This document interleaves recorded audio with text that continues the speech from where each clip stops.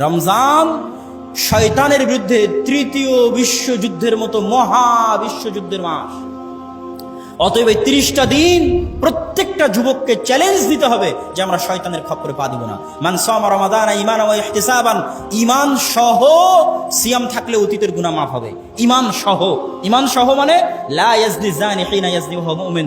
যখন কোনো জেনাকারী জেনা করে তখন তার অন্তরের মধ্যে ঈমান থাকে না, জেনা করা অবস্থায় ঈমান থাকে না।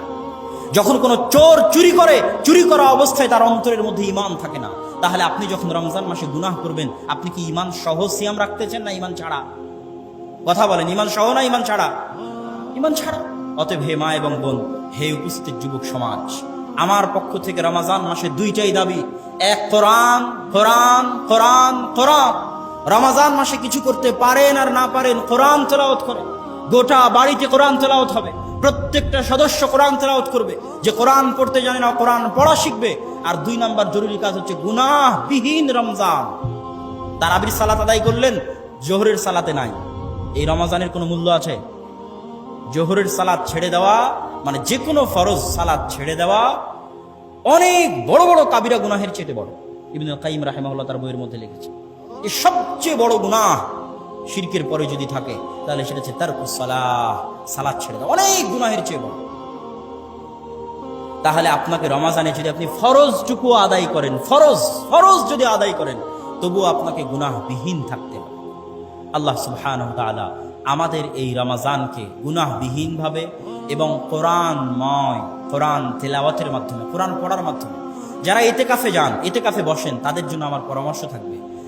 ইতিকাফে গেলে আমি অনেককেই দেখি যে তারা বিভিন্ন বই পুস্তক নিয়ে ইতিকাফে প্রবেশ করেছে, মোবাইলে অনেক বক্তার বক্তব্য নিয়ে ইতিকাফে প্রবেশ করেছে।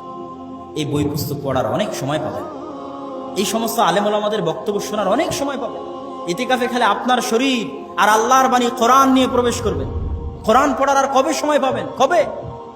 আপনি যদি আল্লাহর কোরআন না পড়তে পারেন, আল্লাহর বাণী মুখস্থ না করতে পারেন, মানুষের বাণী পড়ে কি করবেন?